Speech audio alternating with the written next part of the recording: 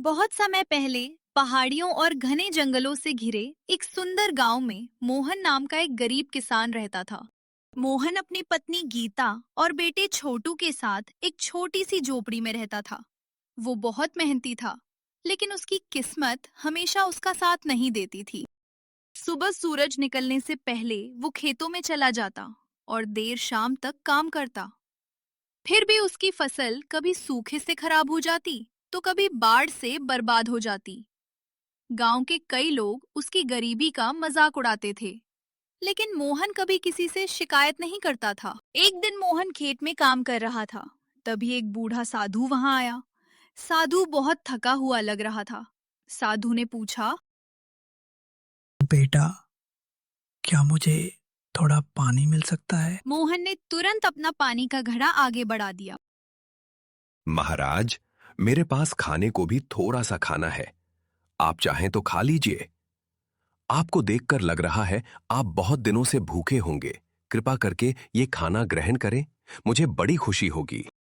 साधु मोहन की दयालुता देखकर खुश हो गया। साधु बोला, तुम बहुत अच्छे इंसान हो। इस कलयुग में तुम्हारे जैसा दयालु इंसान मिलना बहुत मुश्किल है। तुम खुद भूखे रहकर अपना खाना मुझे दे रहे हो। ये मेरे लिए सौभाग्य की बात है। मैं तुम्हारे भोलेपन से बहुत खुश हुआ। इसलिए मैं तुम्हें एक रहस्य बताता हूँ। यह रहस्य तुम्हारी जिंदगी भी बदल सकता है। मोहन ध्यान से सुनने लगा। इस गांव के पीछे जो घना काला जंगल है, उसके बीचों बीच एक सोने का कुआं छिपा हुआ है।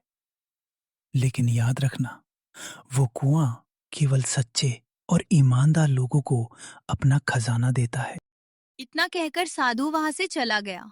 मोहन ने ये बात किसी को नहीं बताई। उस रात वो सो नहीं पाया।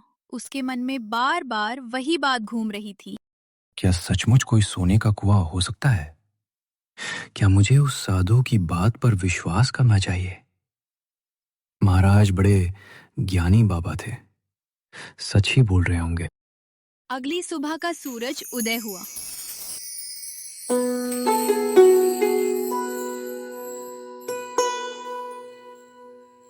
मोहन जंगल की ओर निकल पड़ा। काला जंगल बहुत डरावना था। वहां ऊंचे ऊंचे पेड़ थे, अजीब अजीब आवाजें आती थी, और हैरानी की बात तो ये कि दिन में भी अंधेरा सा रहता था। मोहन कई घंटे चलता रहा उस सोने के कुएं की तलाश में।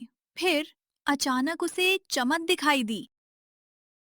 उस चमक को देखकर एक बार तो मोहन हैरान रह गया। वो पास पहुंचा तो उसने देखा कि वहां एक पुराना कुआं था। कुएं के किनारे सोने जैसी चमक फैल रही थी। मोहन का दिल तेजी से धड़कने लगा। वो धीरे धीरे कुएं के पास गया और अंदर झांका। अंदर का दृश्य देखकर उसकी आंखें फटी की फटी रह गईं।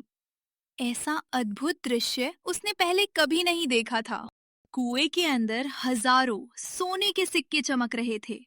उन सिक्कों की चमक किसी रोशनी से भी ज्यादा थी। फिर अचानक कुएं के अंदर से एक अद्भुत आवाज आई। मोहन, जितनी जरूरत हो उतना सोना ले लो, लेकिन लालच मत करना।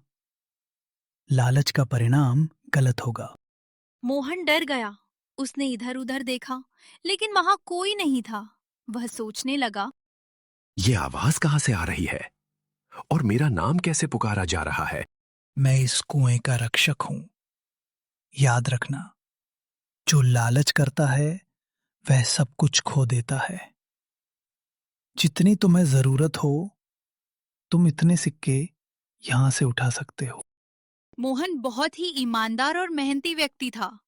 मोहन ने सोचा और केवल 10 सिक्के निकाल लिए, क्योंकि उसके मन में जरा भी कोई भी लालच नहीं था। फिर वो घर लौट आया। मोहन खुशी खुशी अपने घर लौट रहा था सिक्कों के साथ। मोहन ने अपने घर में प्रवेश किया और अपनी पत्नी को सोने के सिक्के दिखाए। जब गीता ने सिक्के देखे तो वो हैरान रह गई। इतना सोना कहाँ से आया? आज ऐसा क्या काम करके आए हो आप, जो आपको इतना सोना मिला? मोहन ने कल साधु बाबा मिलने से लेकर सोना लाने तक की सारी बात गीता को बता दी। हमें और सोना नहीं चाहिए। जितना मिला है वही बहुत है। दोनों ने उन सिक्कों से अपने खेत सुधारे, घर की मरम्मत करवाई और कुछ पैसे जरूरतमंद लोगों की मदद में खर्च किए। धीरे धीरे उनका जीवन बदलने लगा। लेकिन गांव में एक और व्यक्ति था, धनराज साहूकार। धनराज बहुत अमीर था, लेकिन उससे भी ज्यादा लालची। उसे जब मोहन की अचानक बदली हुई किस्मत के बारे में पता चला, तो उसे शक होने लगा। एक रात उसने मोहन का पीछा किया और तभी उसे सोने के कुएं का रहस्य पता चल गया। सोने के कुएं का पहला भाग यहीं समाप्त होता है। दूसरे भाग में पता चलेगा कि कैसे धनराज सोने के कुएं तक पहुंचता है।